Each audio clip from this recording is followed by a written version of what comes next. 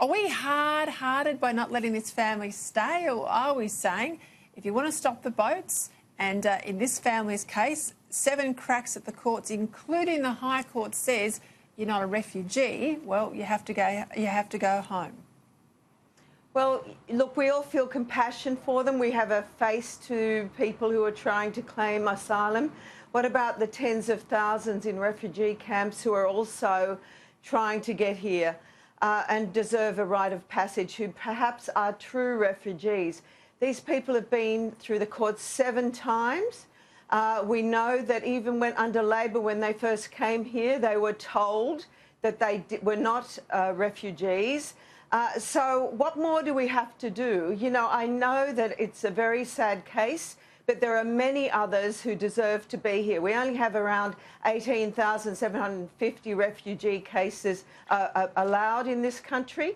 And frankly, these people are not at risk. David Gazzard, Christina Keneally, Joel Fitzgibbon, many others have said the Prime Minister's not Christian. That's a pretty low blow.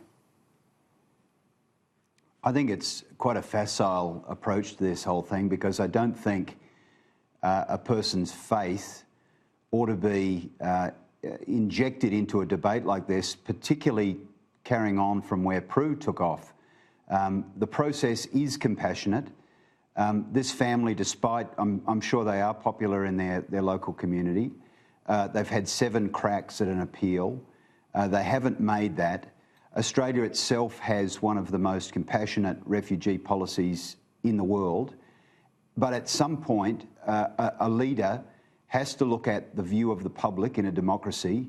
And we've now dealt with this issue ever since 2001. So I think that's 6 election cycles. The public have been very clear on it.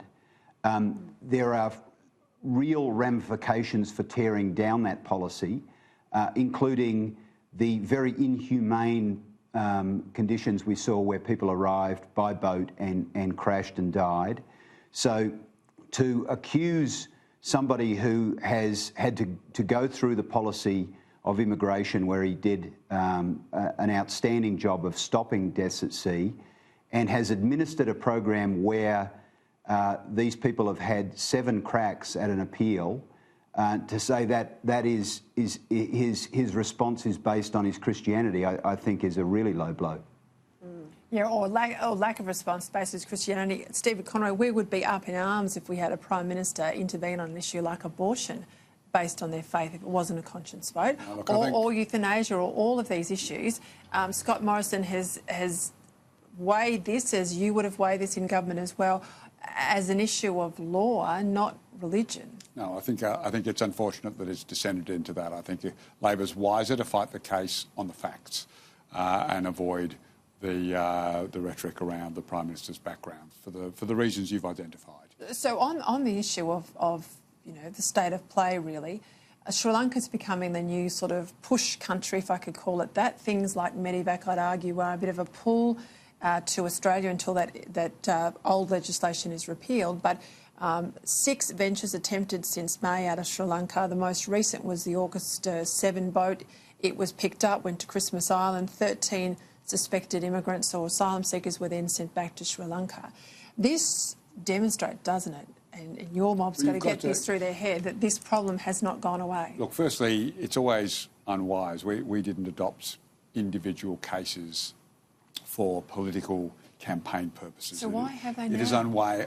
It's traditionally been the view that it was unwise. So I'm not sure what's prompted the focus on this case, as has been, your other panellists have said, this has been through the courts.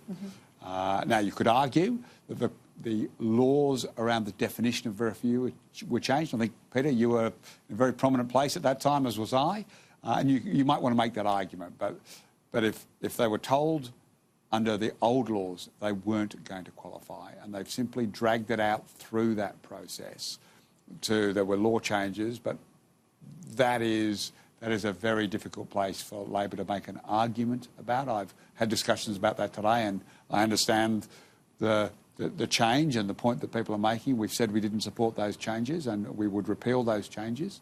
But on the fundamentals, this has been through the courts all the way, They've dragged it out. The whole purpose of those court challenges is to try and wear the system down and wear the public sentiment down.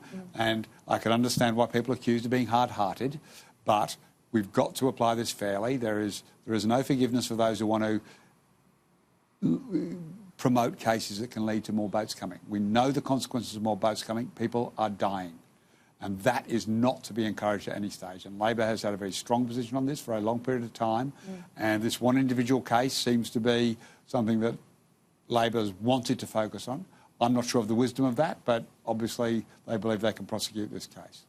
Prue, just quickly, we'll move on from this issue in a moment, but of course this all goes down to the activists who are pushing this family, enabling them with court assistance all the way through. Now, I have no issue with people applying. I have no issue with appeals, but I mean, 7 cracks at it all the way to the High Court tells you that people are using this family for their own reasons. And what I fear they're looking for, particularly now using the youngest child, in fact, she was born in Australia, is some breach in the wall so that there then becomes a precedent.